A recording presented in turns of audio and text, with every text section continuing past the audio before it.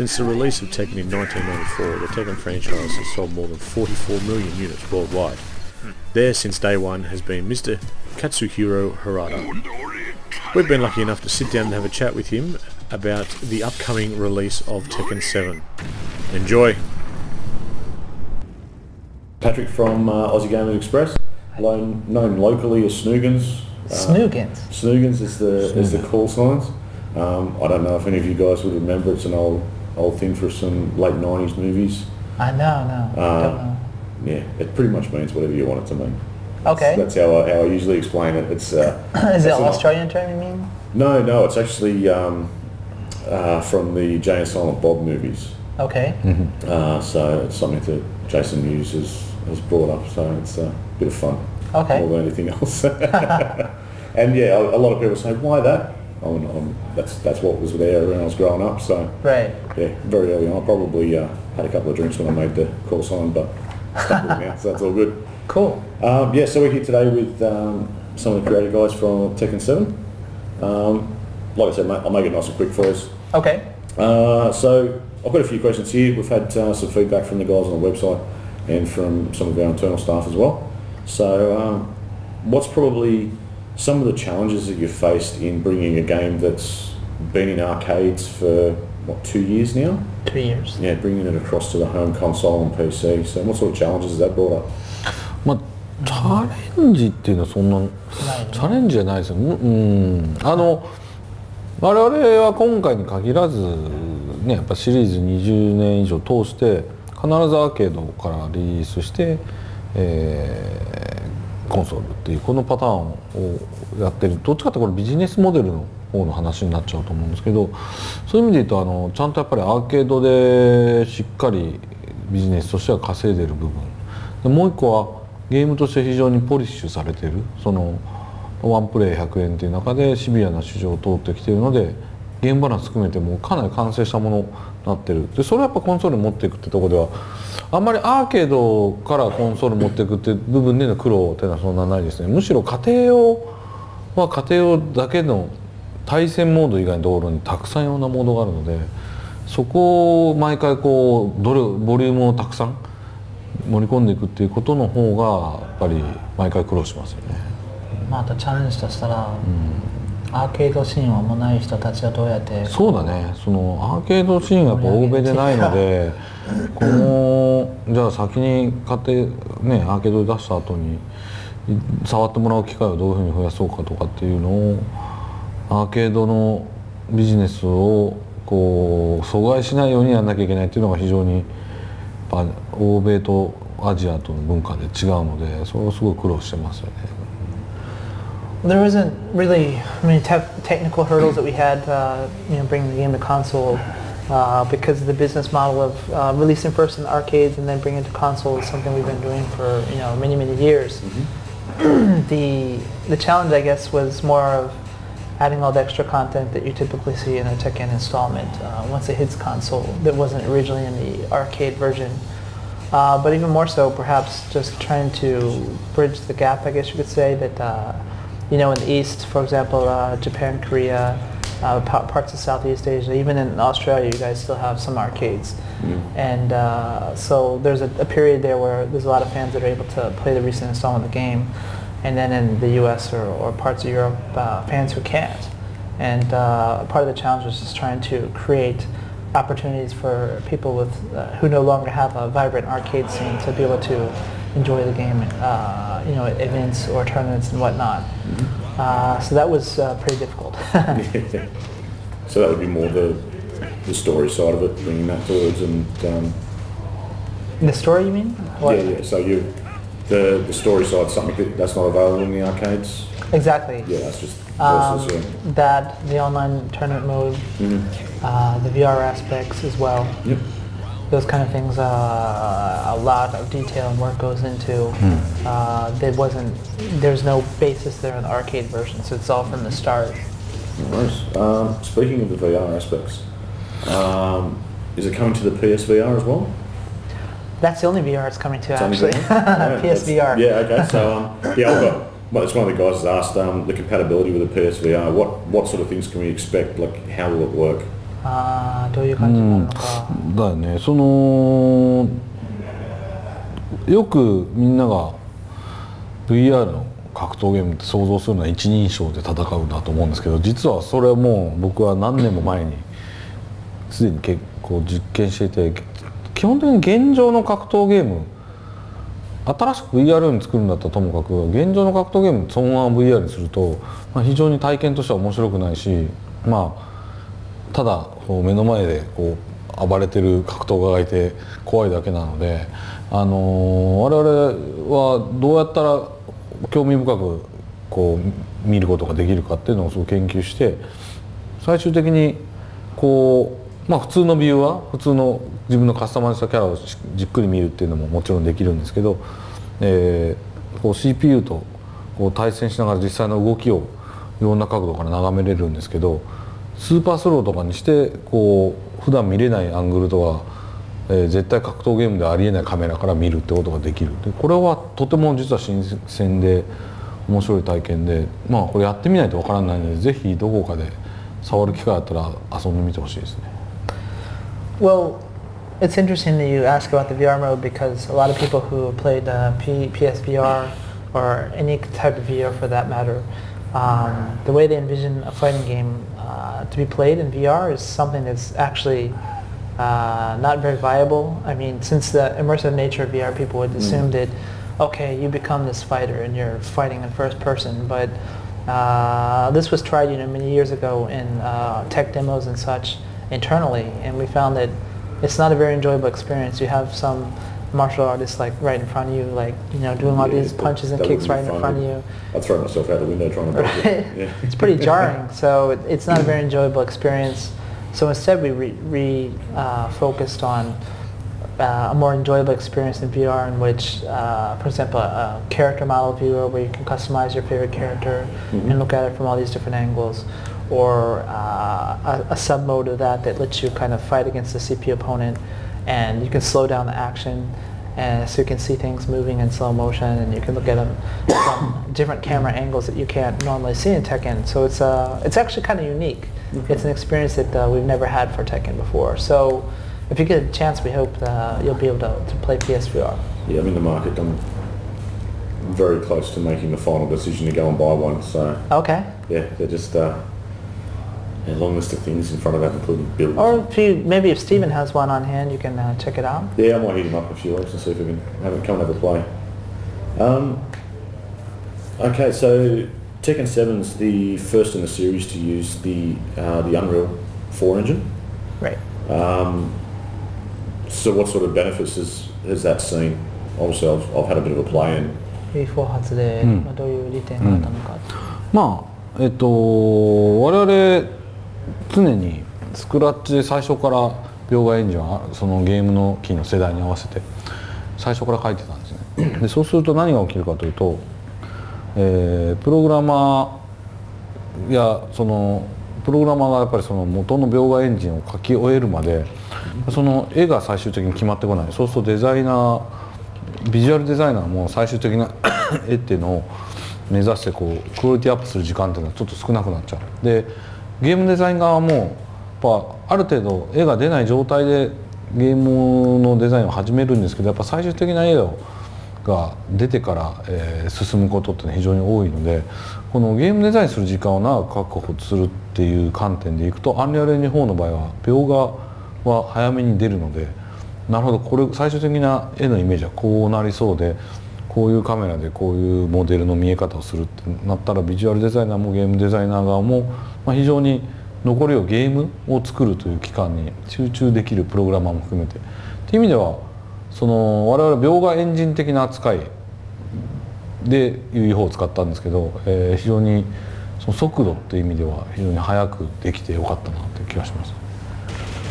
Well, before we use the Unreal Engine 4, the way the game was created was, we made all the assets and the program and everything on our side. So before the artist can actually see the characters moving on screen and make adjustments, where the game designers actually see the assets and be able to start progressing the game design, we first had to have the programmers build from scratch the graphic engine, which took quite a bit of time. So once you're finally displaying characters and stages, the artists have less time to actually make tweaks to the design of the visual look, and game designers also had a lot less time to actually kind of polish the game mechanics and implement new stuff.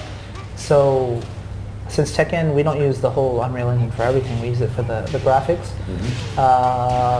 You're able to see very early on what the final look of the game will be like, and that gives the artist first off a lot more design to kind of to adjust the design of the characters or stages or the look of the game more closely to what they envision, and the game designers also have a lot more time to tweak and balance the game. So that's probably the biggest merit. Okay. You touched on before the online aspect with different tournaments and whatnot. So will there also? So I've obviously seen some local co-op, well, local fighting, I should say. Sorry. Can you, when you do the online multiplayer, can you just do versus friends over an online connection? Versus what do you mean, like ranked match, or what kind of stuff we have? Yeah, there? so if you just want to have like a random match with a mate, can you just set that up over line, or? Yes. Yeah.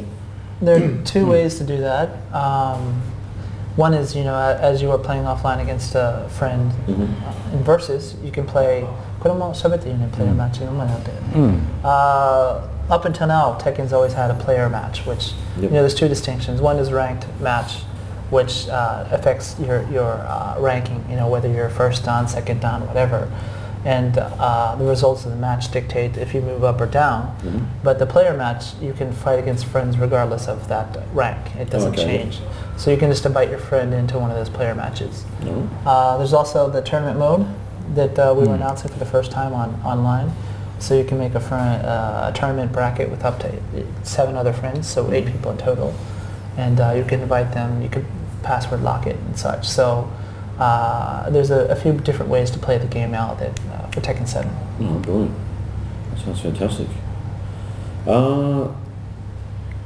One of the big things that I found a lot of people are really enjoying at the moment is working with the new hardware. So the extra power of the Xbox One and the PS4.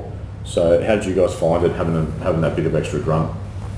その要は次世代機じゃなくて今のコンソールというか。And also, is there any enhancements with the PS4 Pro?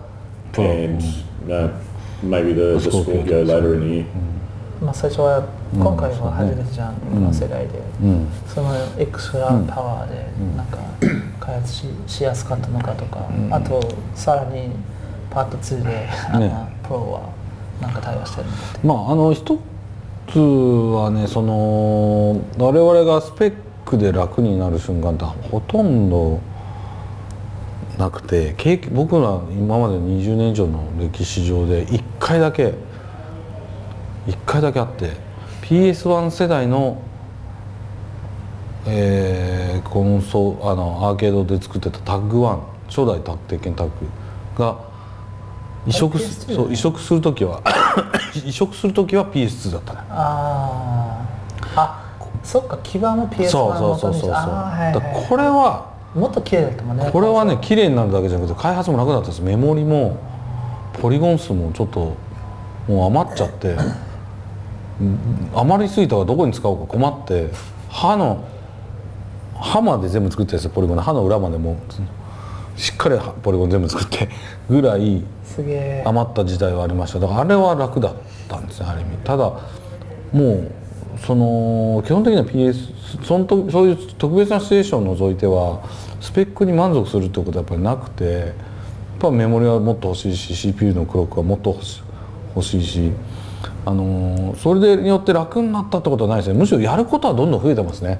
例えばオンラインがない時代ってオンラインモードはいらなかったんですけど、オンラインってテクノロジーが入っただけでやんなきゃいけないことが増えましたし、対応しなきゃいけないことが増えたし、解像度が上がるだけで書かなきゃいけない範囲も絵の情報量も増えたし、そういう意味ではどんどんこのコスト的にもやらなきゃいけないこともしんどくはなってるんで、次世代機はむしろ楽にしてくれることはあんまりないですかね。ただそうだね、そういうことないな。でプロに関してはまあ普通に遊んでもらえば綺麗にはなってると思うので、そこはPS プロで遊べる人はぜひ比較してみてほしいなって気がしますけど。Well, there's not many instances in which it's easier to develop because of more powerful hardware that comes out. Because with that more powerful hardware, the bar that people expect gets higher. So you have to include more detail in your textures, your character models, and environments. The addition of online components to consoles meant that you have to come up with online modes and functionality, etc. So there's hardly any cases in which it's easier because of additional power.